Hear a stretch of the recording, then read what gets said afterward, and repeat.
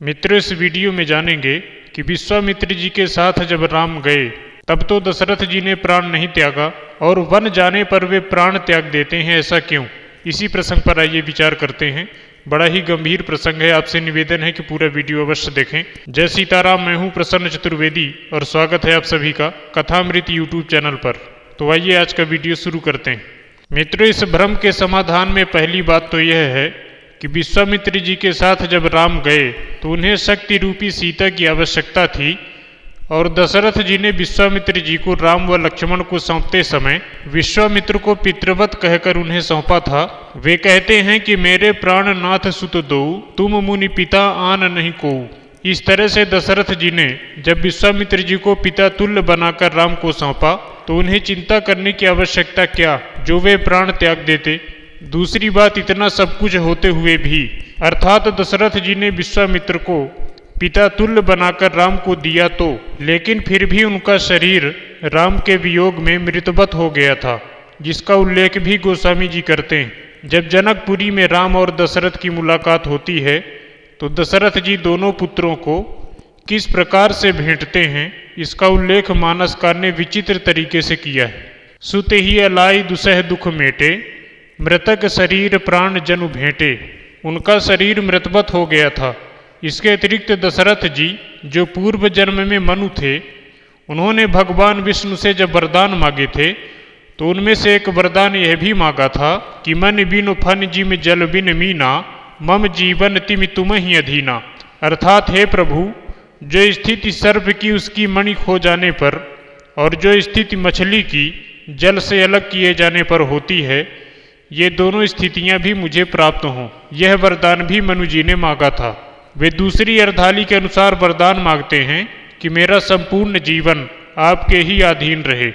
और जैसे मणिहीन सर्प व्याकुल होता है तथा जल रहित मछली मृत्यु को प्राप्त हो जाती है, उसी प्रकार से मैं अपने संपूर्ण जीवन को आपके ही अधीन समर्पित करता रहूं। इसी वरदान के फलस्वरूप जब विश्वामित्र जी के साथ राम जाते हैं तो वे अत्यंत व्याकुल हो जाते हैं और उनकी स्थिति मणिहीन सर्प की तरह हो जाती है।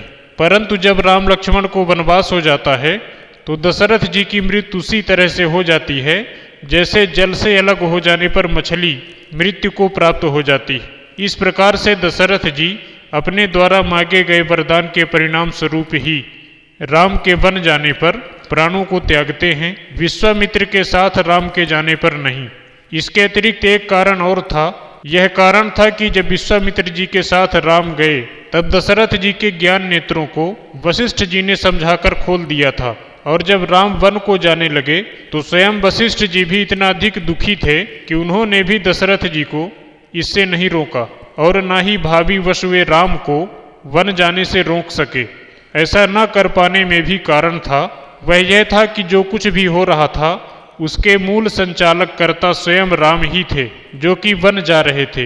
वन जाने में ही नहीं अपितु उस समय अयोध्या में जो कुछ भी हो रहा था उसमें राम की ही प्रेरणा थी। फिर नियमित रूप से जिस कार्य को जिस तरह से होना था होता चला गया, उसमें चाह कर भी कोई हस्तक्षेप नहीं कर सका।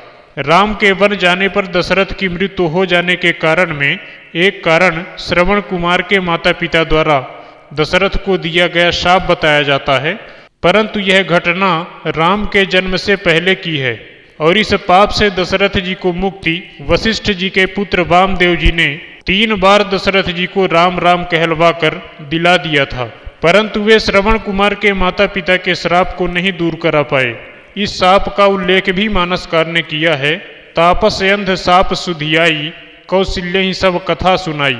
तो आशा करते हैं आपको यह जानकारी अच्छी लगी होगी। अच्छी लगी हो तो कृपया इस चैनल को सब्सक्राइब करें और नोटिफिकेशन बेल को प्रेस करें। आज का वीडियो यहीं तक। आप सभी भगवत प्रेमियों को जय सीताराम।